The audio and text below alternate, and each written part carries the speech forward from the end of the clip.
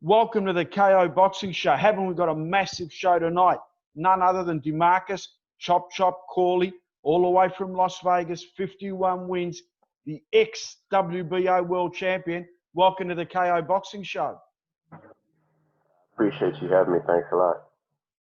Demarcus, let's go over your career, because the moment you got your first world title, it was on 5 days' notice, and you fought Felix Flores. You knocked him out in 1 round, but Ennio Julio was kind of dismissed from the fight because he had an injury, and then you fought him in your first defense. What can you remember about that time? Well, I fought Enio Julio in 1999 before I fought him again for the first title defense. I fought him for the USBA world title. That was my first 12-round fight. Yeah. So I knew fighting him again, it would be much easier than it was the first time. Gotcha. What about when you won the title up against Felix Flores? You took that on 5 days' notice. That must have been a big achievement to take a world title fight on such short notice. It was a great achievement. I mean, just to get an opportunity to fight for a world title on a 5-day notice. I mean, they didn't expect me to win because he was Felix Trinidad's nephew. He was trained by Papa Trinidad, and he was from Puerto Rico, so he had a country behind him, and me, I just had me, my trainer, and my family behind me. Okay. You also fought in January 2003, you beat Randall Bailey in a defense. What can you remember about fighting Randall Bailey? I remember a whole lot about that fight because he was 26-0, was 26 knockouts at that time. Everybody knew Randall Bailey was a puncher. They called him the KO King. He was putting everybody to sleep. The game plan for that fight was to box Randall and make him miss with his big right hand, and that's what we did. Yeah, it was a terrific win by you. I remember that fight very well. In July 2003, you lost a split decision at Zab Judah. A lot of people thought you won that fight. What can you remember about fighting Zab Judah? That fight was a very intense fight. It was personal for me because of what happened 6 months before the fight actually took place in Philadelphia. We had to interact with each other. A fist fight broke out, and me and Zab took it personal after that. I went into that fight angry. So you kind of had a disagreement before the fight and ended up in a bit of a street scruffle, and then you kind of sorted it out 6 months later and got paid for actually fighting the second time. Yeah, Don King said, "Why are y'all fighting at a press conference? Why not just make the fight so y'all can make some money?" We got into it, and him and his brothers, they all jumped me in Philadelphia. Wow. Were you okay after that? It must have been a horrible Yeah. experience. It was a great experience. Okay. Gotcha. Okay, May 2004, you fought Floyd Mayweather, probably one of the greatest fighters of all time. What was it like with the build-up of fighting Floyd and such a big stage fighting Floyd Mayweather? It was great. I had Don Turner as my trainer, Hall of Fame legend Don Turner. We was in training camp in North Carolina, and the game plan was to make Floyd fight. Floyd is a thinker, he's a boxer, and the game plan was to make Floyd fight to keep him busy, and I can catch him and hurt him and probably try to knock him out. And that's what we was working on up until the 5th round. You gave Floyd such a hard fight. It was a memorable fight for the fans anyway. We all enjoyed it. In February 2005, you fought the great Mikael KOto for a WBO world title. What was it like to fight Mikael KOto? It was a great experience fighting Miguel. He was a very big welterweight, junior super middleweight, junior welterweight. He was big. I mean, he weighed 158 pounds the night of the fight.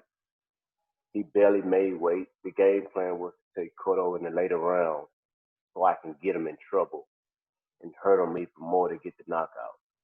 But the fight happened early, got stopped early. He hit me with a good shot on my hip, neutralized me.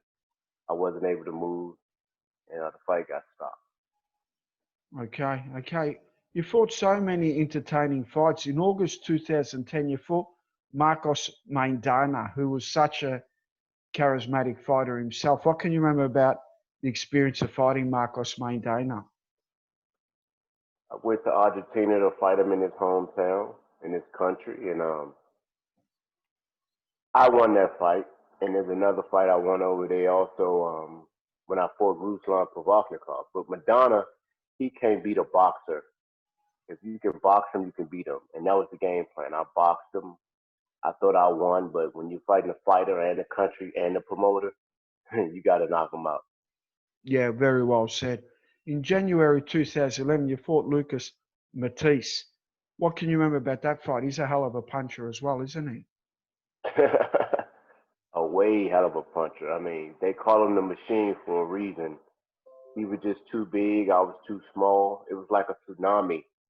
I was just swimming in the waves trying to tread water, and he was just pounding on a little guy. Yeah, yeah. Okay, December 2011, you fought Ruslan Provodnikov over 12 rounds. What can you remember about that fight? Because you put in a hell of a fight that night. I thought I won that fight against Ruslan Yep. Provodnikov, but I was fighting him in his country also, in Russia. I boxed him. I used the ring generalship, lateral movement. I thought I was still in rounds. I was landing more effective punches. He was throwing more the harder punches, but I was hitting and not getting hit. But it don't work like that when you go to someone else's country. No, very well said. You've worked with a lot of promoters. Who are the most memorable promoters you've worked with? Because you're still active now. I mean, you last fought in March 2019. You've had 85 bouts. You're one of the real legends of the sport. What was it? What was some of the most enjoyable promoters to work for in your time? I only worked with maybe 3 or 4 promoters, but Don King was my first promoter. He started my career when I turned pro in '96. I signed with him for an estimated like 6 years, I think it was. We were together. And then once I got a release from Don King, I went with Lou DiBella. I signed with Lou DiBella for a couple of fights. I never signed with Golden Boy, but I fought a couple Golden Boy fighters and I fought a couple top ranked fighters. Wow. So you've been basically in boxing all your life, haven't you? I mean, and even now Yeah. you're still fighting now. Have you got any fights penciled in after COVID? Is there anything on the agenda? Because you're still looking fit. Was scheduled to fight next week, my first bare knuckle fight. But the opponent agreed to fight me for a certain amount. And then he wait 2 weeks later, say he want more money, and the promoter said he's not going to pay him more money to fight me, so the fight is canceled. I was going into BKFC, bare knuckle fighting. What are the gyms? You're based in Vegas. Whereabouts do you train in Vegas? Where's your base? What gym? It used to be Mayweather's gym, but since COVID hit and things are opening back up slowly, I'm at a new location now. And it's called DLX Boxing Gym. Okay. Great Okay. facility. What are some of the most memorable places and experiences you've had in boxing, if we had to say, Demarcus? I know you've been on the road and you've been ripped off a few times, but there's got to be, what are the highlights? Russia, Kazakhstan. Um, it was beautiful there. Different parts of Russia, everything looks different. So Kazakhstan would be my first spot I would love to go back to and remember. Okay. Before we sign you off on the interview, what's a funny boxing story you can tell us? Obviously, you had a brawl with um, Zab Judah. That's probably not a funny story, but you've probably got a few, have you?